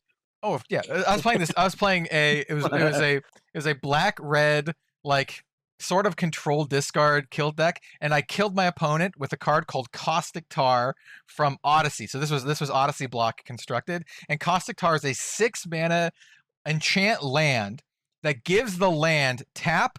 Target opponent loses 3 life. And so my goal was to enchant my lands, like several lands, and then kill them with my lands. And so I used stuff like the Faceless. Is it Faceless Butcher? That's the nightmare. Oh, yeah. I use Faceless Butcher. I use a lot of discard effects like Duress and that kind of stuff. A lot of kill spells, and I would just kind of control the board, and then kill them with my Caustic Tars. And it did pretty well, like, because like no one ran like enchantment removal or like land destruction, so I just, as long as I could stick one down and control the board, like it's just inevitable. I would win. Yeah, it's just lightning bolts. The way that I thought about it is it was like Millstone. So this is another strategy that I played at the time too. It was blue white mill, and you literally played Millstone, which is 2-drop, tap 2, tap it, mill 2 cards, and I'm like, it's like 6-drop, but to activate, I could just do it for free. So as long as I can play the card, you can just start doming them. It's like Millstone, but quicker. Anyway, and so he was like so upset that I beat him with this like jank ass, like rogue deck. He just broke down. But yeah. So I was saying that with Felix and Shay over at IP2. And they mentioned, like, on average and compared to other gaming communities, the Flesh and Blood player base is like kind of surprisingly mature about things. Again, it is still a gaming space, so there is like that does still happen. But my experiences with that have gone down to basically near zero compared to when I was playing in Yu-Gi-Oh! And Magic events. But I just sort of had a thought that immediately popped into my head when we were talking about it, and I was like, well, maybe like Yu-Gi-Oh! And Magic has a lot of like exactly what you were saying, Kel. I actually am on record saying this, but Yu-Gi-Oh! And Magic specifically, those are the ones that I personally have experience with, have those flashy moments where it's like, oh, I killed my opponent in one turn, I got all the things off, I did the things that my deck was supposed to do, and then I killed them with this thing, and it was so cool, you should have seen it. But in Flesh and Blood, you just get like incremental advantage over the course of a game, you can have those games where you just have that flashy, like as attacking me with like a, I don't know, 26 attack arrow with dominate. That discards my whole hand and then kills my family. Unless you buzzsaw trap that shit. Unless I do that. Oh, buzzsaw trap. Yeah, so it's like it's less about the big splashy plays and more about sort of incremental, like methodical play. So I don't know, and I was like, I don't know, maybe there's something there, and they were both like, that's actually a really interesting thought. So yeah. I mean, like, I think about card games a lot, and Flesh and Blood is my main focus. Is I think about it a lot, and I mean, I think it's 100% true. That like Bill said, there's corner cases. One that I can think of is like the Viscerai OTK kind of thing, where you just kind of build up a bunch of rune chants, and then you just here's like 40 rune chants, kind of deal.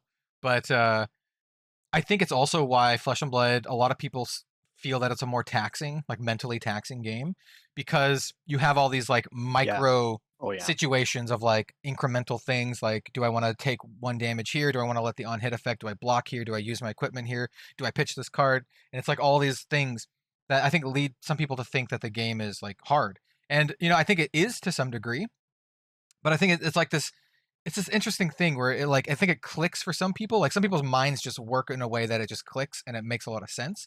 I think people who are good at, I don't want to do this blanket statement, but I think people who are good at math or who enjoy math and arithmetic might really enjoy Flesh and Blood, because it really is like this, nickel and dime kind of game. And like, for example, I taught my partner Robin how to play Flesh and Blood way back before Arcane Rising, when LSS sent me like the original hero decks, the welcome decks. And she picked up the game very quickly, and she understood it very quickly. And I think that's because, one, she's never played, she's played Magic like once or twice, but she's not a card game player like a Magic player. And two, she's very good at math and very smart when it comes to that. And so like she had no problems picking up the game. In fact, she beat me the first couple times before I I grasped some of the concepts, because I was playing Katsu and I was like, these Kodachis suck. Like, why do these stupid Kodachi? Why would I attack with these stupid 1 Kodachi when you could attack me with, because she was playing Dorinthia. I'm like, your weapon's so much better. I got these stupid little butter knives. Anyway, I realized how good the Kodachis were. But I think Flesh and Blood's super interesting in that regard. It definitely operates in this different brain space than a lot of other card games. Whereas like, I don't want to like talk down to like people who play like Magic or other unit-based games, because there's a lot of stuff, but for some part, like some people can just kind of like, especially in Commander, just kind of like turn off, like, and you're just like, I play some stuff and then I attack you with all my things. Like I play the things, and even like higher level Magic, you're like, I play some elves and then I tap my elves and I play Craterhoof Behemoth and then I attack you. Like it's not like block for 3, take 1 here, block for 5, take 0. It's not that. It's just like elf. Am I dead? Am I dead? And I have 2 life. I don't care. Attack you with everything. Like, constantly having to reevaluate your play is one of the toughest parts of Flesh and Blood, honestly. Because if your opponent like just attacks you for 5, and it's like, well, I don't need all of the cards in my hand. I can use all of the cards in my hand, but is doing that worth more to me than blocking with 1 additional card or blocking at all? And then you're running through multiple scenarios of like, what happens if I keep this card? What happens if I keep this card? Or you're playing against a brute and it's like, okay, well, if I want to block, what if this gets intimidated? Or like, what if these 2 cards get intimidated? And 100%.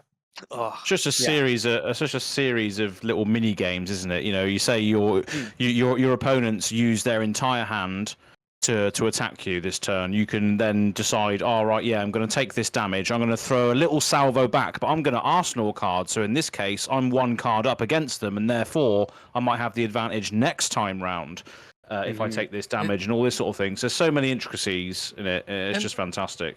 And even like, because I talked about it earlier, I used to play Legacy Reanimator. I actually have a modern Reanimator deck too. And like that, a lot of people would guess like, okay, once you get into the older formats, there's more cards, it's more complicated, it's harder. And I would argue like, no, it's not as like compared to like Flesh and Blood, because playing my Legacy Reanimator deck, it was very straightforward. It's like, just reanimate a big dude. And if I get my big dude, I'd use their ability and draw 1 million cards. And I don't care if I'm at like 3 life. I just have 1 million cards. What are you gonna do? I just force a will whatever you do that like you do anything. It's just like whereas Flesh and Blood's like this super mentally taxing thing. You're just like, oh, am I gonna put myself behind on tempo if I block with these cards? So should I just take the damage, or should I like, block it out so I can, keep my life in such a way so like I'm not threatened later in the game. Not saying Magic isn't hard. Magic is very hard, especially the people who play like at Pro Tour and all this kind of stuff. But what I'm saying, it's a different kind of mental load, and I mean I think that's why a lot of people like Flesh and Blood too. Like you're always like in it. There's no point in Flesh and Blood where you're like don't have to think about something. Like if it's your turn, you're thinking about sequencing your turn. If it's not your turn, you're thinking about blocking or setting up for your next turn. You're always thinking about like what you're going to be doing. And if you're not, then maybe you should be. Like maybe that will help you be better at Flesh and Blood. Exactly. So, but to bring it back into the question, learn your deck. Play Dash or Dorinthia. Check I was going out. to say, cheers, Phil, for your question and entire podcast episode today. It was a good 20-minute discussion on it. So Dash, for sure. Dorinthia, for sure. Check out the DM Armada video about the Dash, because he put out a CC one talking about Dash. And then you can check out my video too, talking about Budget Lexi Blitz. I think I called it something like Budget Power or something. It's one of the in the last 2 weeks that I did, which unfortunately didn't perform as well as I would have liked, but I think it, for a couple different reasons. I think it's the first iteration I put a money value in the title, and I was like, maybe that affected how YouTube pushed it out. And then also I was like, maybe people just don't like budget lists. And then I was thinking, maybe my thumbnail sucked, so I changed all of those things. And it's still like an underperforming video. So go check it out. If you like the budget content, like it, maybe comment, because like I don't have a lot of incentive to do more budget stuff, because I was just like, oh, no one's gonna watch it.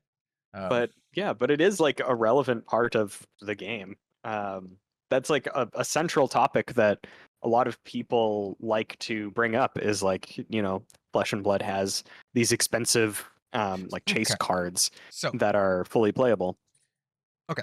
I want to mention one thing about this, because I think this is something that is worthy of noting. So my actual Lexi Blitz deck, so I have it here in this lovely academic. My Lexi Blitz deck is like $1,500 according to February. It is a very expensive deck.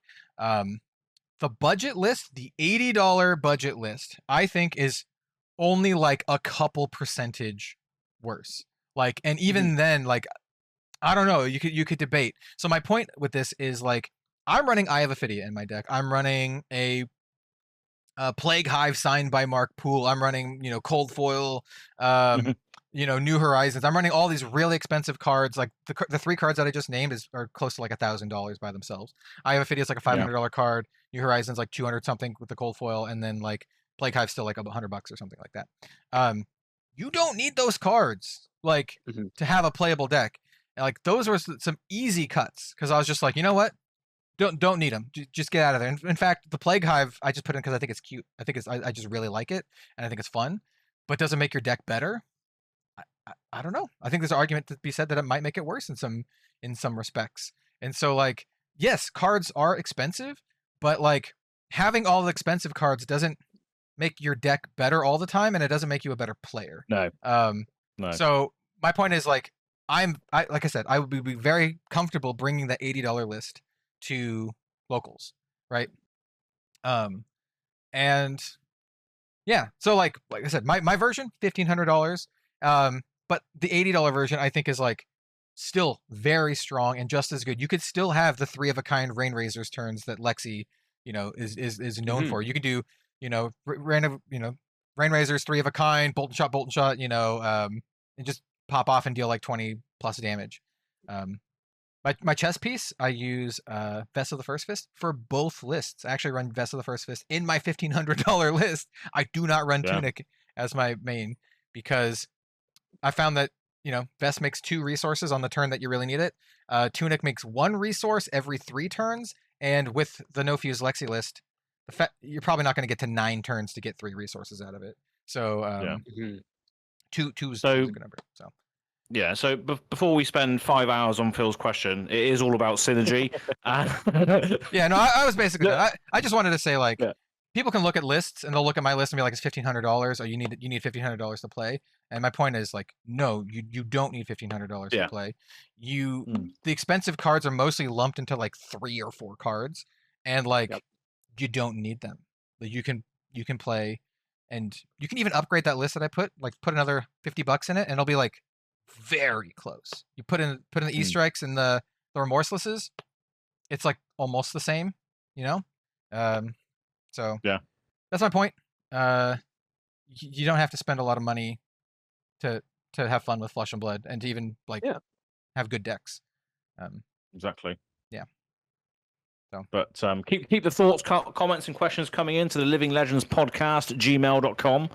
And we're gonna close it off now with our socials and all that good stuff, and expect to see us to do it all over again next week. But we're gonna know the spoilers next time we convene. I think we're gonna be in the middle of it unless we wait. We probably should wait for the next one so we can evaluate it better. Probably. I'm just showing my mark pool, my mark there pool play guide. Yeah.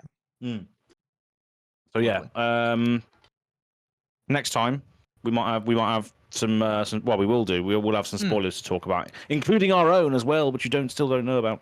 We still don't know about either. I imagine the next podcast will probably be a recap of all of the spoilers. So it'll probably be like probably a Dusk Till Dawn spoiler recap. We'll might even do like a top 5 like we did last time. Maybe each of us will pick 5 that we want to talk about particularly, and we'll just kind of go into that.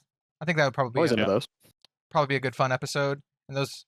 People really seem to like those, so we'll probably record that like on Monday or Tuesday or something like that if we can swing it. Yeah, because ours isn't scheduled to come out until the Sunday, so the day after we would normally film. Yeah, so we can sort that out. I think spoilers roll out until the July 2nd. I want to say. Yep. I have to check. Just check February. if you're curious about when spoilers are dropping, just go check February. That also reminds me, I need to tell the February people that I was like, yo, put mine up. But it's gonna be fun. Well, no. Currently, we are but babes, unaware of what is about to befall us, because exactly. It's at the cusp. I'm excited. Be sweet. We are right on the cusp, and if you've got any last-minute speculations and all that good stuff, leave them in the comment section below, because we are a couple of days away from the spoilers when you are hearing this. So let us know your cold shots as well. And so I've been Az from Go Again Gaming. So Go Again Gaming on YouTube, and then Go Again Gaming AZ on Twitter. I did post some ridiculous pictures recently, including me on the Cokes of Commotion art with loads of shoeies going on. So I might even make that a token to just give out at events, perhaps just a shoey token. But yeah, that's where you can find me. And I'll throw it over to the next person who wants to take the reins here at the end, because it's just been an absolute trying to fish it in all the time over the last hour or so. I love how you are becoming like the shoey guy. You're becoming just like the Flesh and Blood shoey guy. You're just gonna be known for the shoeys. Oh no! Nothing wrong with building your own brand. You should totally make the shoey token like a functional card. Like, make it into I have been speaking about this, and so a couple of the people in my Discord think that I should be doing it as this rounds on me attacks have -1 effect tracker. Yeah. No, that could be good. So you put this out, and there's like me with a shoey like this, and it's just like attacks targeting you have -1, like sort of thing. Hey man, attack targeting me have -1. If you made that, I would legit include that into my pile of like tokens that I use for Flesh and Blood. I would use that for sure. Fantastic. So Yeah. I'm sure It is done then. It's got the Red Zone Rogue seal of approval. We're getting it made, people. I would too. Hell yeah. I'll join this. Absolutely. Contingent. Yeah. If I ever use a this rounds on me on the Azalea ringer, you can get it out, and I'll be like, oh yeah. Hell yeah. Probably won't ever use it, but yeah. And he did say Red Zone Rogue, and that's me. Hello, I'm Red Zone Rogue. That's right. You can find me at Red Zone Rogue everywhere. YouTube and Twitter are the best places. Some people still message me on Instagram, and I'm like, good luck on that. And I don't use it anymore. yeah, I just use it to post random stuff. Sometimes I forget, but I try to keep up with it. But you can find me in all those places if you'd like to talk to me. I also have my community Discord, the Red Zone Rogue Discord. It should be in the description of the video. If you're listening to the podcast, well, tough luck on that. And then also stay tuned for the Living Legends Adventures in Wraith Escape from Southmaw episode 1. It should be dropping in the next couple of weeks or so. We recorded our first episode. Kale from Dead Summer Art is currently editing it. And I'm not gonna rush him or anything, so we'll see. It'll get done soon.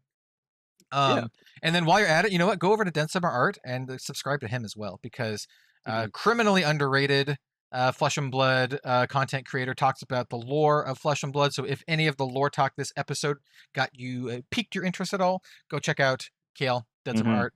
He's a good guy, and I think last time I checked, he has less than 1,000 subs, which is actually insane. Go subscribe to Dead Summer Art. Why does he have less than 1,000 subs? More than 1,000 people are going to watch this video. Go subscribe. Dead Summer Art. Kale deserves the recognition, because just so driven, so knowledgeable about Flesh and Blood, so talented, especially as a DM. Before I pass this to Bill, I want to get real for a second. Dead Summer Art is one of the reasons that he's one of the people who make me want to do better videos.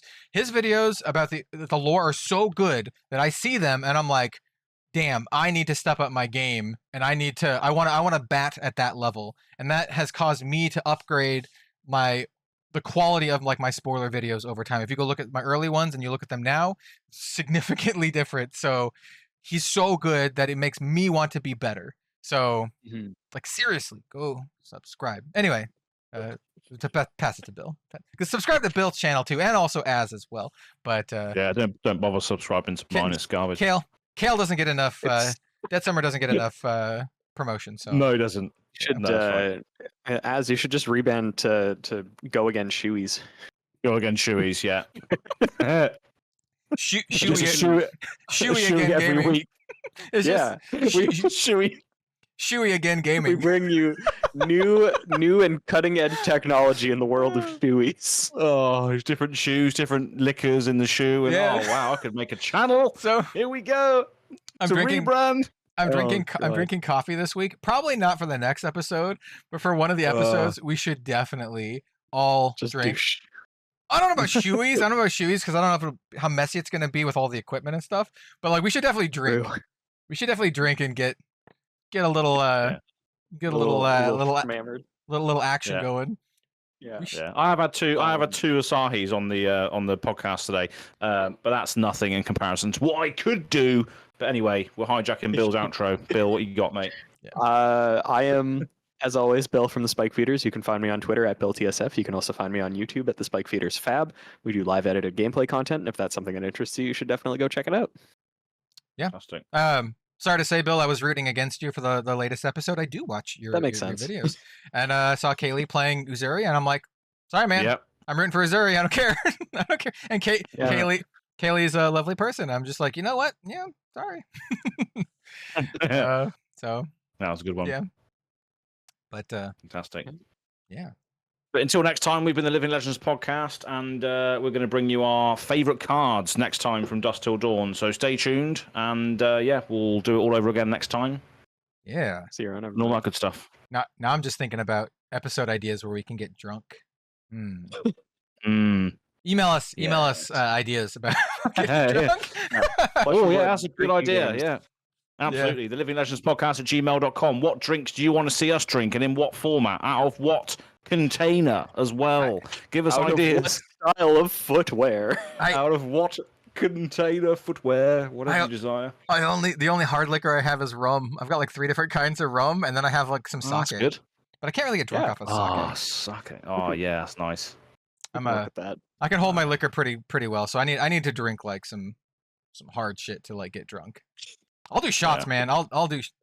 It'll happen. It'll be fun. Yeah, hell yeah. It will happen. It will happen. Oh my God. In a podcast or a video this year, for 100%. Maybe I don't know. This might be insane. Maybe I don't know if this is against terms of service too. Maybe a Dusk Till Dawn like unboxing stream, like we did for the previous set. We had like just the unboxing stream. We're just hanging out, opening packs. Yes. Maybe that, but also getting wasted. But also drinks. Yeah. Yeah. Every time somebody pulls a Majestic. No, hang on. Oh, dude, we'd be completely. No, it's just take a sip every time somebody pulls a Majestic. If somebody pulls a Legendary or higher, finish your drink.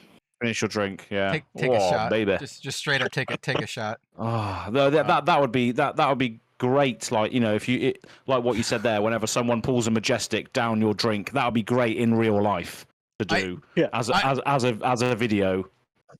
I think a video or stream would be a lot of fun. We could do like if someone pulls a Marvel, take a shot. If someone pulls a Legendary, finish your drink. Like you can have like all of this stuff baked in, and I think it would be super fun. And I already have a title for it. When you make good YouTube videos, having a good title to go with it, and it's just gonna be like, we got drunk opening Flesh and Blood cards. Like that's that's the title. It works.